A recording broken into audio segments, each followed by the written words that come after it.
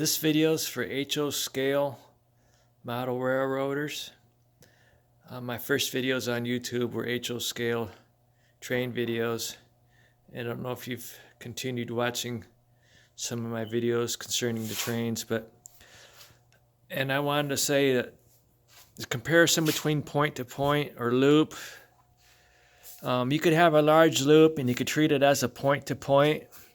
Like for instance, I don't have a lot of time to do scenery, but this is the latest addition on my layout. There's a Montana Rail Link branch line. I could take stuff off that branch line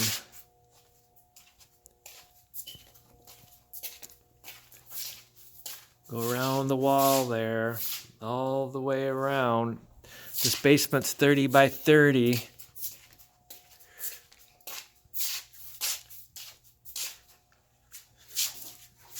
And I come down here to these double bridges and around. And I've done these, this is what I did last winter. I know they're a little larger than they should be, these trestle bridges. But it's a hard location to get to. It's not really easy to put stuff together when you can't reach it. And I got to do some plastering here. Maybe I'll do that this winter. Do some plastering.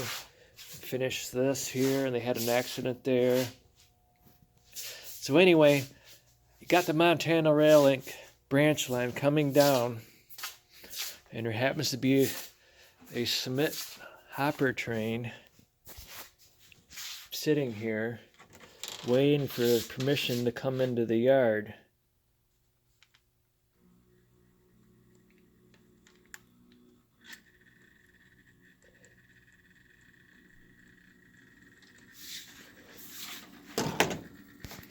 So if you have a loop layout and you have branch lines that branch off the loop, or if you have a loop with no branch lines, you can treat it like a point to point.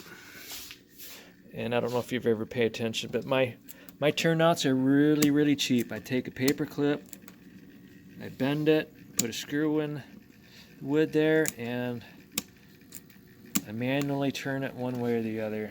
I've got like 150 turnouts. I don't have the money to buy all the fancy gadgets to make the train turnouts work like they're supposed to, so I just do it by hand. It's nice to go through and check them.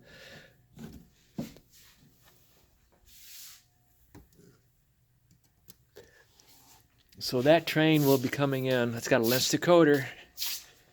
The headlight goes out when it loses power on a dirty track, or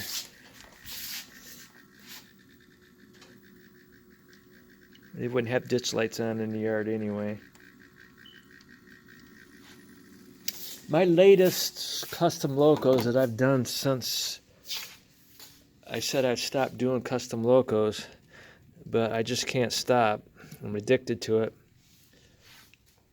GP a 28M. It's not completely done yet. I got to do around the fuel tank there, the fuel fill access point there. There's that one. And then there was another loco down there. 1514. That's a GP 28M also. And then see all those ST60s I have? I have enough to do several coal trains. And those there, and then there's like almost 200 locos on this layout.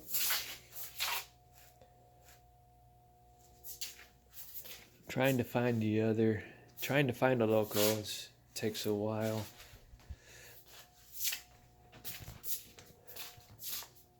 Oh, and when you do if you do a shell, like this is a Rail Power Products ST45-2, you may do a shell and have it all painted nice, but then you wait to try to find a chassis. This needs a Kato ST40-2 chassis, and prices are just so high right now.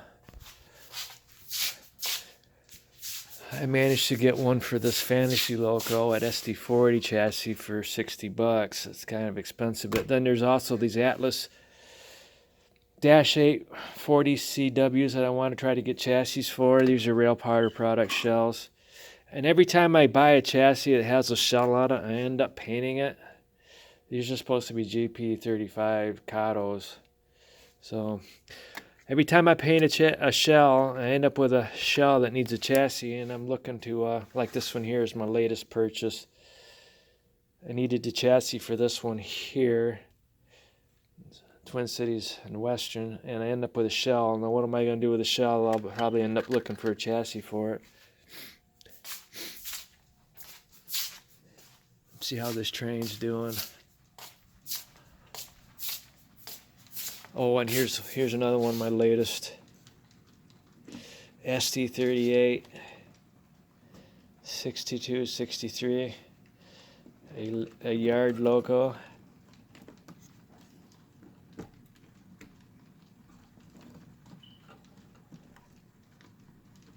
And then I had somebody send me a loco that wasn't the same as what was in the picture.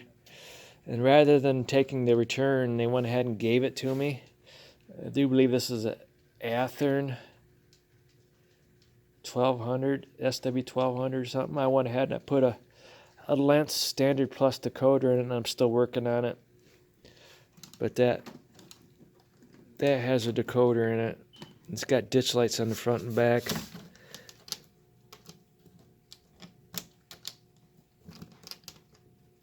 And rather than have the ditch lights come on at a certain function, I just went ahead and I programmed them to come on the same time the headlight comes on. I'd rather go wireless for this DCC system, but it's just trying to find a good deal.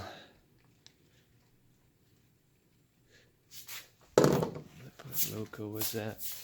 So many locos, I can't remember the numbers on all of them.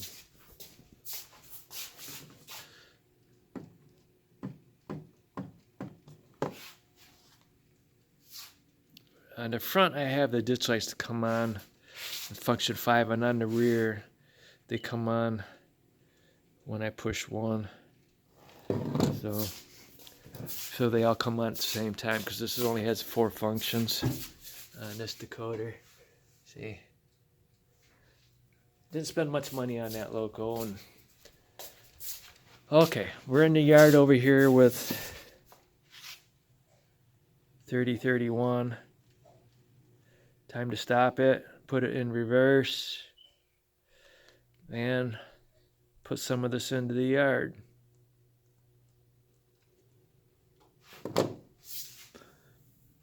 Check the turnouts again. Always checking turnouts.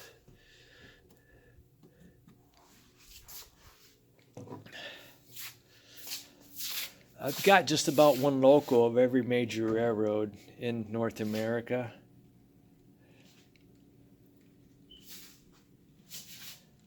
That was my goal, to have one of every major railroad. Sometimes a lease unit.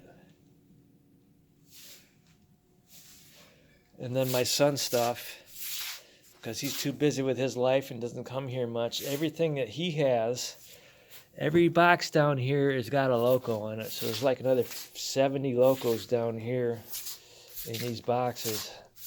So there's approximately 250 locos in this basement. Almost 200 on the layout.